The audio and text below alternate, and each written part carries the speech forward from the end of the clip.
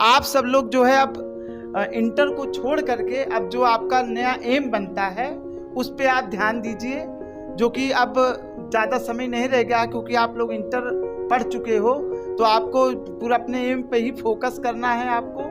बस अब इतना ही कहना चाहूँगा आप लोगों से। जस्ट और हाँ, आज हम अपने ही मतलब विजन टीम्स बायोलॉजी डिपार्टमेंट के फरहान सर से बात करना चाहता हूँ। आप बताइए सर, कैसे बच्चे आगे चलें और इनका स्कोर कैसा आया है उसके बारे में आप बताइए, और थोड़ा बताइए कि आगे किस तरह से अपने कैरियर के बारे में ध्यान दें, जिस तरह से समाज है, सोसाइटी है, कैसे अपने आप को ये stable. Thank you and well wishes to all students.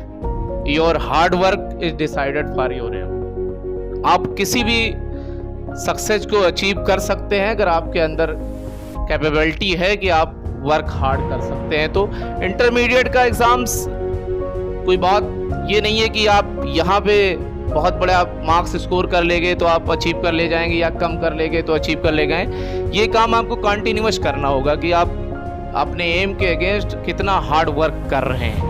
ये बात डिसाइड करेगी कि आपका फ्यूचर होगा क्या।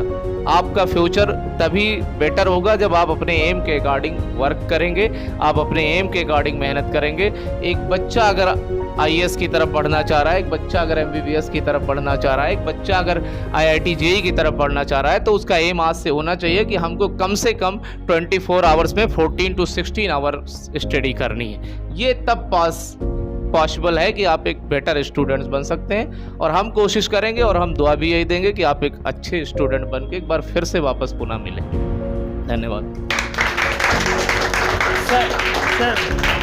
सर मेरा क्वेश्चन है कि खासकर आजकल मैं देख रहा हूँ कि 11th में बच्चे पढ़ना नहीं चाहते हैं, और अगर 11th में वो नहीं पढ़ेंगे तो आगे फ्यूचर में उनका क्या होगा, कैसे वो 12th में इतना अच्छा स्कोर कर पाएंगे, क्या वो वीक हो सकते हैं आगे चलकर कैरियर में, आप क्या बताना चाहते हैं?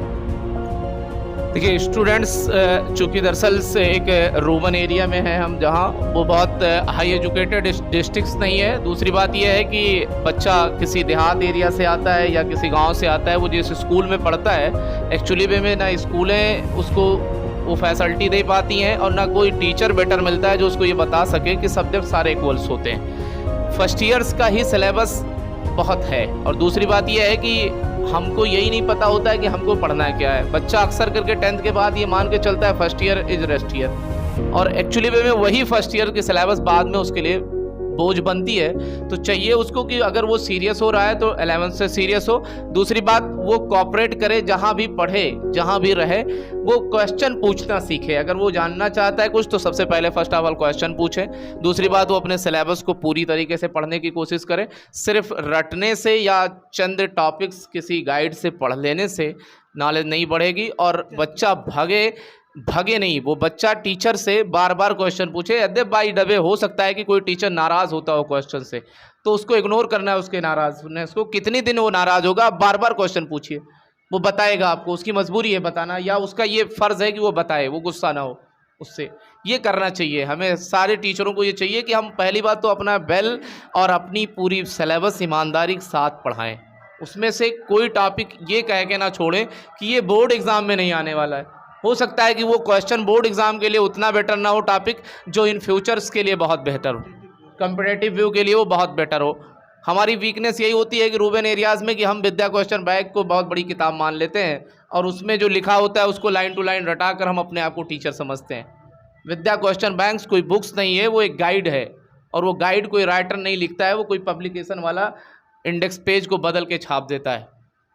तो बेटर ये होगा कि एक अच्छे राइटर्स की बुक्स को स्टडी कराई जाए, पूरी सिलेबस पढ़ाई जाए, तभी बच्चा कुछ होगा। और बच्चों को मोटिव करना ये टीचर्स का काम है कि कौन सी सब्जेक्ट कितनी बेटर है और उसकी वैल्यू क्या है इन फ्यूचर्स में।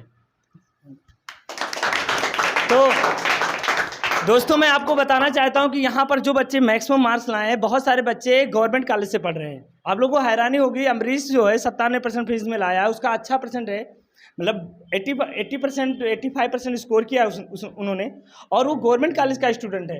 तो अब मैं ये बताना चाहता हूँ कि आप लोग इस बात पर ध्यान दीजिए कि पढ़ाई डिपेंड करती है स्टूडेंट पर और टीचर के बीच में, ना कि कोई कॉलेज ना कि कोई स्कूल उसको डिसाइड करता है। तो मैं यही कहना चाहता हूँ, अभी हमारे पास एक स्टूडेंट है, गर्ल्स है, वो भी गवर्नमेंट कॉलेज से पढ़ी हुई है। और बेटा, आपने कितना स्कोर किया है, आप बता सकते हो? 79.8%। और इस स्कोर करने में आपने कितना मेहनत किया, किस तरह से आपने किया अचीव? सर सबसे पहले तो हम विजन कोचिंग क्लासेस का बहुत बहुत धन्यवाद देना चाहेंगे। सर यहाँ पे टीचरों ने बहुत अच्छे से गाइड किया था हमको पढ़ने के लिए, और सर लोगों ने बहुत अच्छे से टेस्ट लिया, और लगभग बोर्ड्स की प्रिपरेशन हमारी कोचिंग में ही हो गई थी, और हम कोचिंग को ही इसका पूरा श्रेय देना चाहेंगे।